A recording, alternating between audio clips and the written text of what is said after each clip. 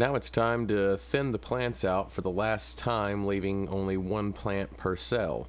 And since the Virginia Gold was a little late in its germination as compared to the other two varieties, it's right where it needs to be for this final thinning, whereas the other two are a little larger than I would like them to be when it comes time to thin them out for the last time, and you'll see why.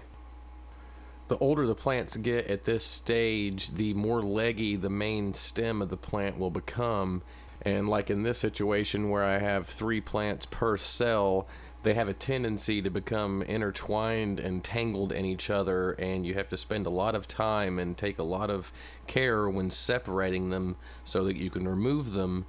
Because at this stage the stems of each plant is extremely fragile. I can't stress that enough, just how extremely fragile these are. It doesn't take much bending or anything for them to break or just to be accidentally pulled out if you don't take the time to untangle them. When you're pulling one out, the tendency is you're going to pull the one out next to it.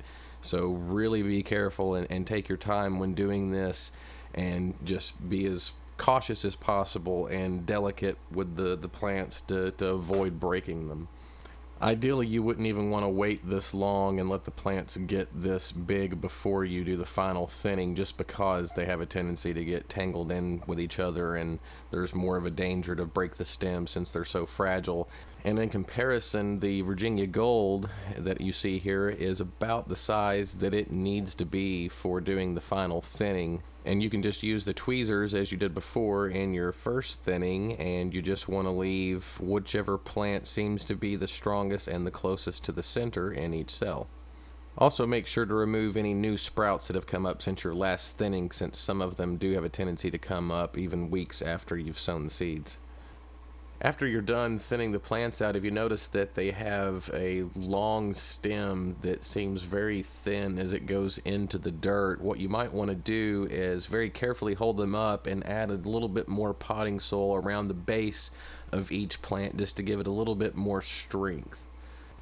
And bear in mind that no matter how careful you are in all these processes, chances are that when it's all said and done, you probably will lose 2 or 3 or 4 of your plants just from all the handling.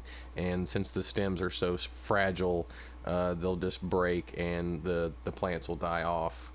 And once everything's done, you just want to water everything in, and make sure not to pour the water directly on the plants themselves, since they are fragile at this point and there's not much of anything left to do right now other than keep them well watered and make sure they have plenty of light, and they'll continue to grow for the next 4 to 5 weeks. And once they've reached about 3 to 5 inches tall, they'll be ready to transplant outdoors.